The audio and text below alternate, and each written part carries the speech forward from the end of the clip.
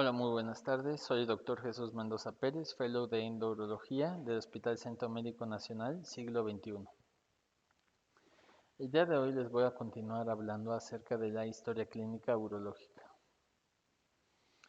En cuanto a los antecedentes de enfermedad actual, aquí se recogen los datos de forma crónica, haciendo constatar los síntomas, signos y fecha en que comenzó la enfermedad. En cuanto a síntomas, en el dolor puede ser por distensión o inflamación. La aparición puede ser aguda o crónica. En cuanto a la localización del dolor, puede ser en fosa lumbar, puntos ureterales, hipogastrio a nivel inguinal, perineal o genital.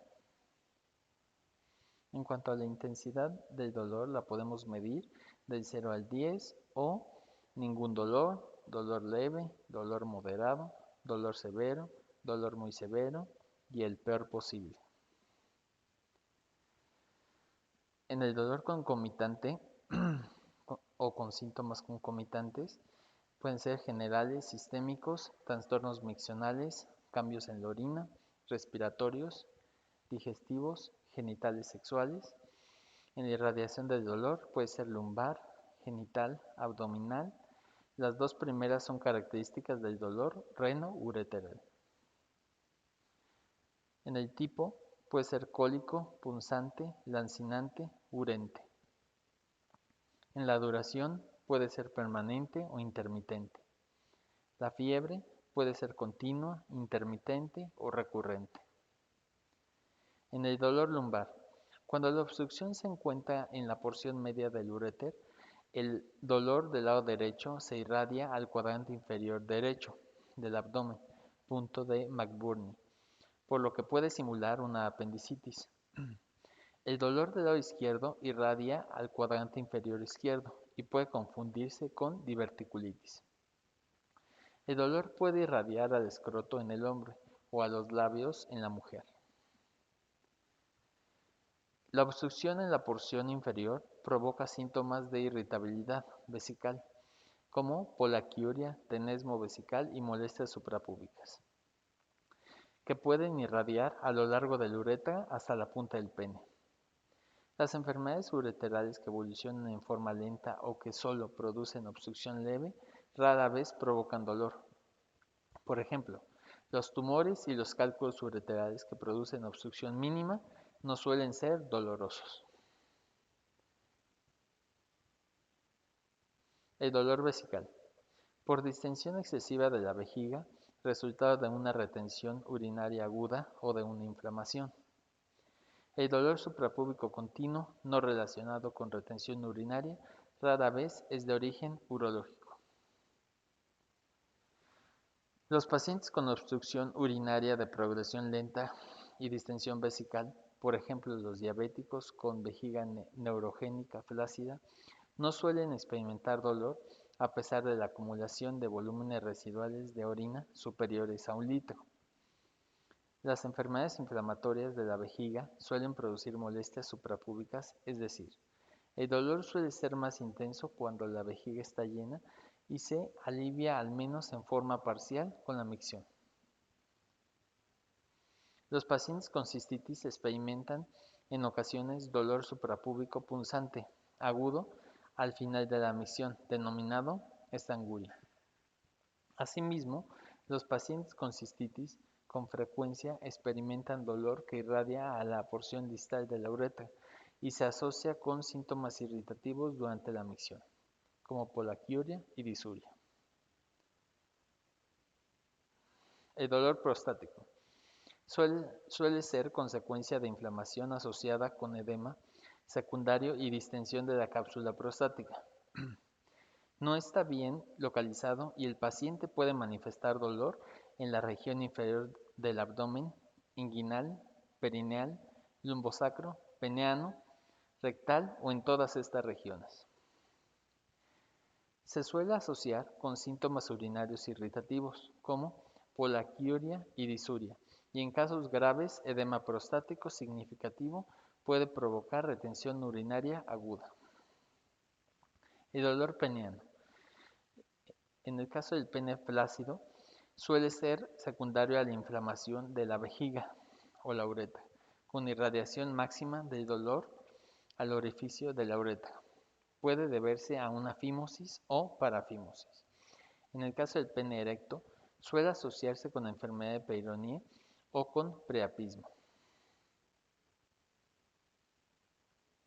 En el caso del dolor testicular primario, procede del interior del escroto y en general es secundario a epididimitis aguda o a la torsión del testículo o los apéndices testiculares.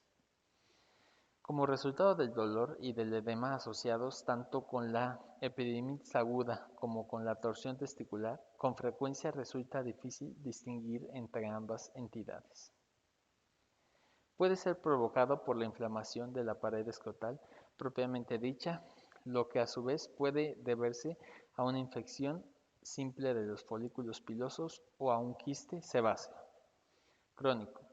Suele estar relacionado con enfermedades no inflamatorias como hidrocele o varicocele y el dolor puede o suele referirse como una sensación sorda y pesada que no irradia. El dolor procedente de los riñones o el retroperitoneo puede irradiar a los testículos. Asimismo, el dolor sordo asociado con una hernia inguinal puede irradiar al escroto. La hematuria. La hematuria es la presencia de sangre en orina. Se considera significativo el hallazgo de más de 3 eritrocitos por campo microscópico de gran aumento. En los adultos se debe considerar un síntoma de malignidad hasta que se demuestre lo contrario. Hematuria macroscópica y microscópica. Los pacientes con hematuria macroscópica suelen tener una enfermedad subyacente identificable, mientras que resulta bastante habitual que individuos con grados mínimos de hematuria microscópica presenten un examen urológico negativo. En cuanto al momento de aparición de la hematuria, se puede clasificar en inicial, que es al comienzo de la micción. En general procede de la uretra. Es menos frecuente y suele ser secundaria a inflamación. Hematuria total durante toda la micción. Es más frecuente e indica que el sangrado tiene grandes probabilidades de provenir de la vejiga o de las vías urinarias superiores. La hematuria terminal se identifica al final de la micción y suele ser secundaria a una inflamación del área del cuello vesical o de la uretra prostática. Se manifiesta al final de la micción cuando el cuello se contrae y expulsa el volumen remanente de orina. Se puede asociar con dolor. La hematuria en general no produce dolor, salvo que esté asociada con inflamación u obstrucción. Los pacientes con cistitis y hematuria secundaria pueden experimentar síntomas irritativos urinarios dolorosos. El dolor asociado con hematuria suele proceder de las vías urinarias superiores a causa de la obstrucción de los uréteres con coágulos. La expulsión de estos coágulos puede generar dolor cólico intenso en los flancos, similar al producido por un cálculo ureteral, de manera que este signo ayuda a definir el origen de la hematuria. La presencia de coágulos suele indicar un grado más significativo de hematuria. La forma de los coágulos, si el paciente elimina coágulos y estos son amorfos, proceden de la vejiga o la uretra prostática.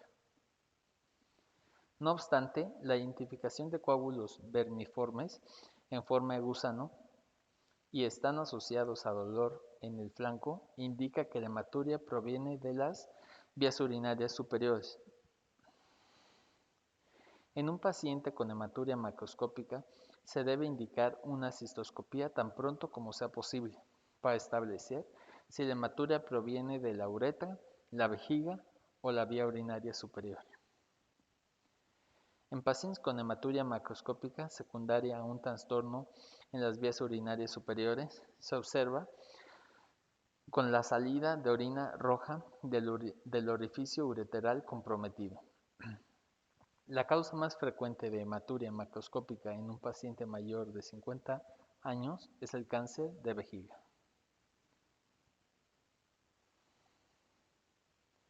Muchas gracias por su atención. Espero les haya agradado la charla.